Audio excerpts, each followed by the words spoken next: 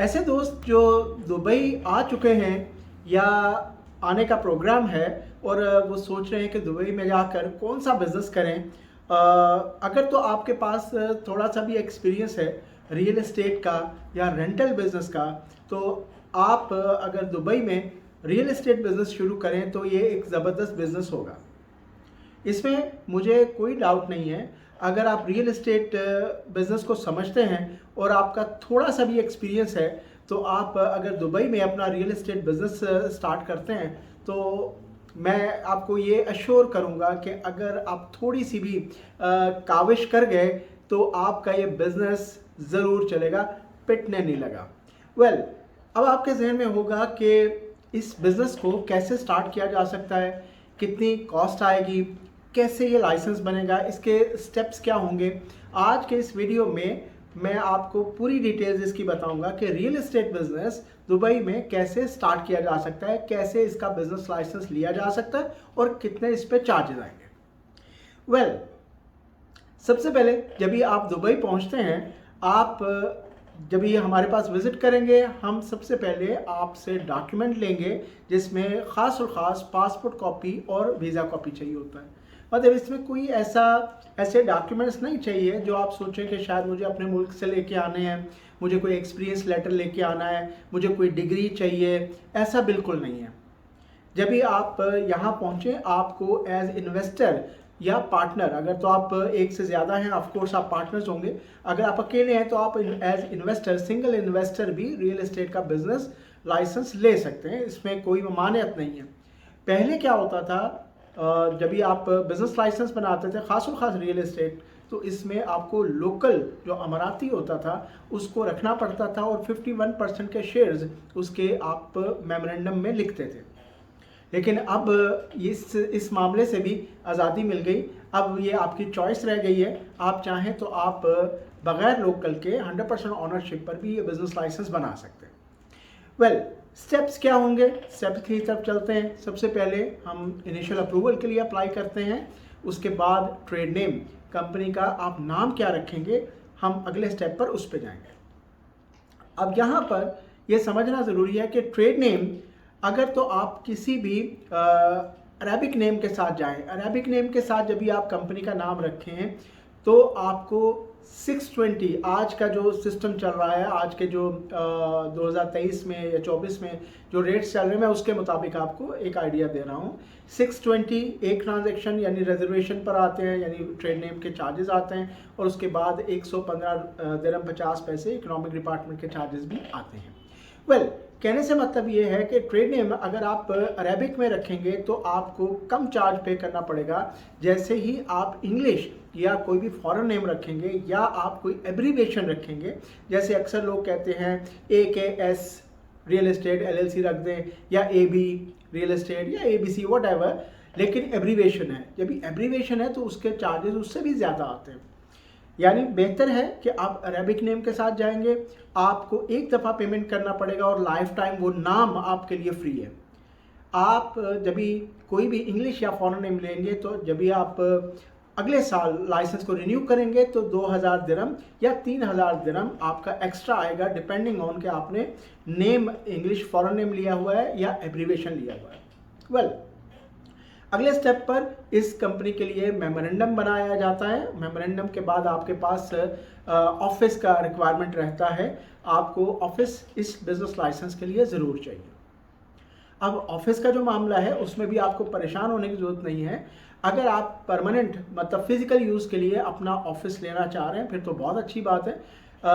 बहुत सारी ऐसे लोकेशंस हैं जहाँ पर अगर आप अपना रियल एस्टेट का ऑफिस बनाते हैं तो ऑफ कोर्स उसके चलने के जो चांसेस हैं वो भी काफ़ी ज़्यादा होते हैं। अगर आप चाहते हैं कि मैं शुरू में इतना इन्वेस्टमेंट नहीं करना चाहता या मैं थोड़े अरसे के बाद ले लूँगा, 2 महीने बाद 3 महीने बाद ऑफिस ले लूँगा, तो बिल्कुल ऐसे किया जा सकता है। उसके लिए एक टेम्प्रेरी इजारी बनाकर इस बिज़नेस लाइसेंस को प्रोसेस करेंगे।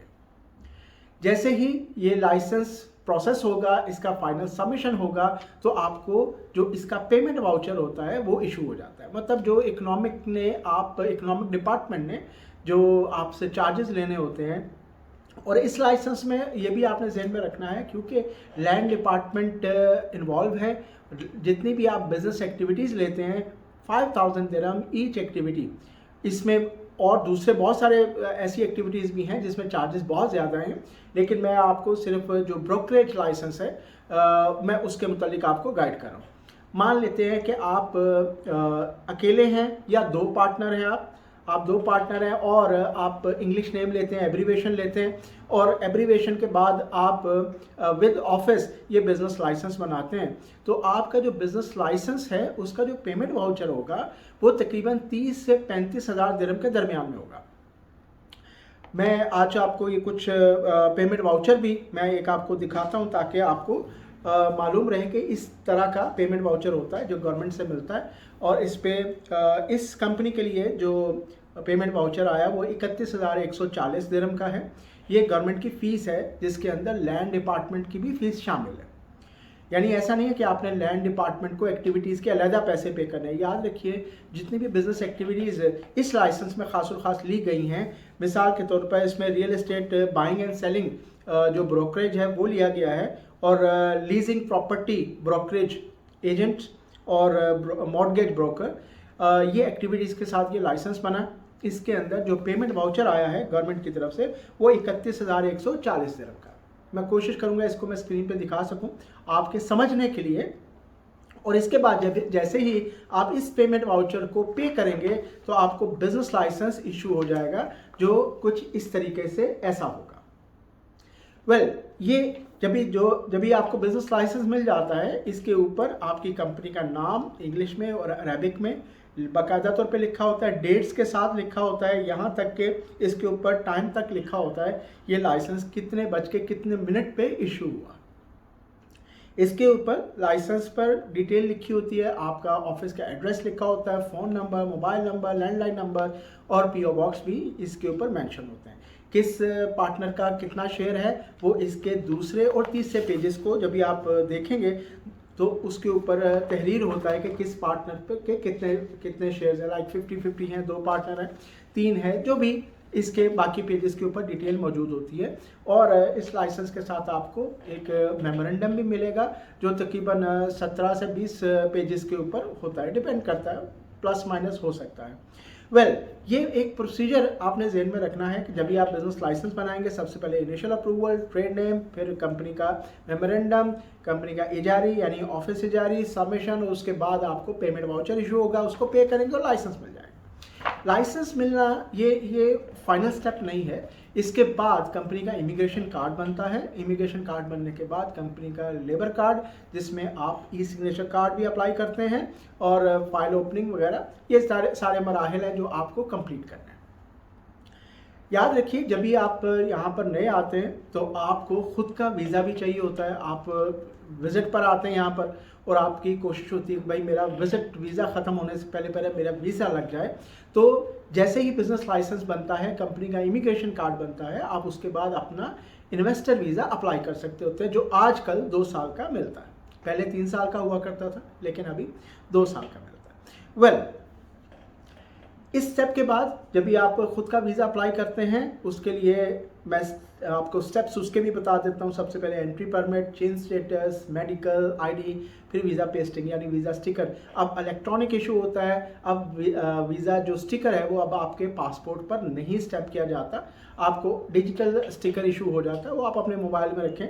और उसके बाद जो आपको आईडी मिलता है वो आईडी अब हर जगह पर वैलिड है, मतलब आपको वीज़ा स्टिकर नहीं पूछा जाएगा, आपका एमरेस आईडी ही इनफ है। ये तो बात रही वीज़ा की। अब वापस आते हैं लाइसेंस के ऊपर। लाइसेंस के लिए मैंने आपको जो आइडिया बताया, जो पेमेंट वाउचर बताया, आपको जब भी रियल एस्टेट लाइसेंस बना रहे हैं इंग्लिश नेम के साथ और 3 एक्टिविटीज़ कम से कम भी, तो आपका जो कम से कम जो बजट है वो 35 से 40 हज़ार दिरहम के दरमियान में ज़रूर होना चाहिए। ये मैं लाइसेंस की बात कर रहा हूँ। देखिए होगा क्या, अगर तो आप अच्छे बजट के साथ बिज़नेस को स्टार्ट करेंगे तो आप परेशानी में नहीं फंसेंगे, आप स्टक नहीं होंगे। अगर आपके पास बजट बहुत थोड़ा है और आप ये सोच रहे हैं कि रातों रात कुछ मिरेकल हो जाएगा और सुबह में फ़लाँ जगह से इतना पैसा आ जाएगा, फ़लाँ जगह से आएगा, तो ऐसा बहुत कम होता है और उल्टा आप परेशानी में फंस जाते हैं। तो बेहतर यही है कि सबसे पहले अपने पास बजट का अरेंज करें और उसके बाद इन स्टेप्स को जो मैंने वीडियो में बताए इनको फॉलो कीजिए। आपका जो बिज़नेस लाइसेंस है वो इशू हो जाएगा किसी किस्म की परेशानी के बगैर। वेल, उसके बाद अब आप सोच रहे होंगे कि चलें जी ठीक है, बिज़नेस लाइसेंस बन गया और हमने ये पैसे भी खर्च कर दिए, वीज़ा भी मिल गया, अब बिज़नेस को कैसे करें। अगला पॉइंट तो ये है कि बिज़नेस कैसे करें। तो इसके लिए देखिए, सबसे पहले जो आपने स्टार्ट करना है वो रेंटल बिज़नेस है। देखिए, आपको अभी मार्केट का नहीं पता, आपको ये भी नहीं पता कौन सी प्रॉपर्टी फॉर सेल है, कौन सी किस सिचुएशन में है, दे सकते दिला सकते हैं। जो सेलर है उसका आपसे कोई कांटेक्ट नहीं है क्योंकि आप मार्केट में नए हैं, आपको कोई नहीं जानता। ठीक, आप लोगों को नहीं जानते, लोग भी आपको नहीं जानते। आपको मार्केट में रहने के लिए कोई ना कोई एक प्रोडक्ट को मार्केट में लेके आना है जिससे आप खुद को भी इंट्रोड्यूस करवा सकें।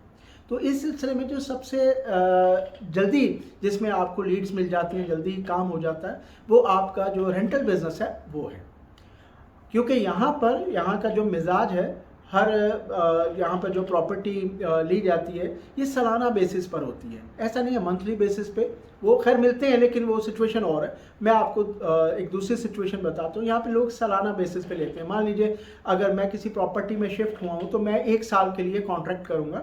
1 साल का कॉन्ट्रैक्ट होता है और 1 साल का इजारी इशू होता है। उसके बाद मैं उस रेंट को मैं चेक्स की सूरत में, 3 चेक, 4 चेक या 6 चेक्स की सूरत में मैं पे कर। ये कंडीशन डिफरेंट होती है, मुख्तलिफ रियल एस्टेट के साथ डिफरेंट होती है, लेकिन मैं आपको समझाने के लिए ऐसा बता रहा हूँ। वेल, इसके बाद क्या होगा, जैसे ही आप कोई भी रियल एस्टेट यानी आप एज एजेंट, एज ब्रोकर आप जो है वो काम शुरू करते हैं, मार्केट में लोगों में आपका नाम आना शुरू होता है सोशल मीडिया के थ्रू भी, और आप लोगों को मिलते हैं अपने बिजनेस कार्ड्स के थ्रू भी।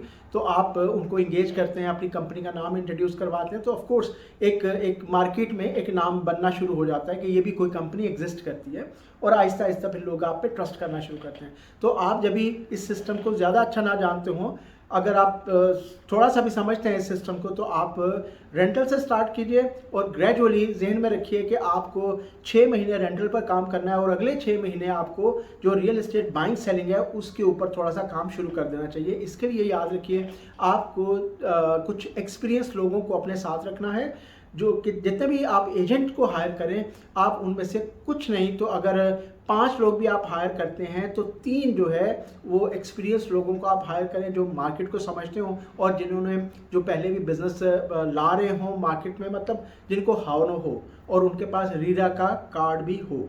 ये ज़हन में रखिएगा, रीरा एजेंट कार्ड जिनके पास हो ब्रोकरेज का, उनको आप प्रेफरेंस दें क्योंकि वो यकीनन उनको काम आता है, क्योंकि वो एग्ज़ाम देने के बाद ही उनको रीरा कार्ड मिलता है।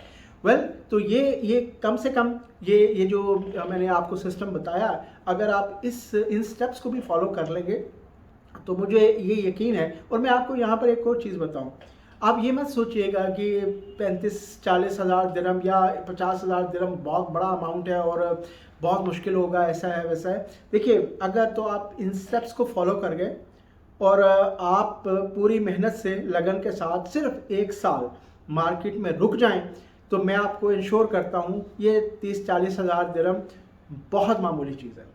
आप इससे 4 गुना, 10 गुना, 100 गुना ज़्यादा पैसे कमा सकते हैं।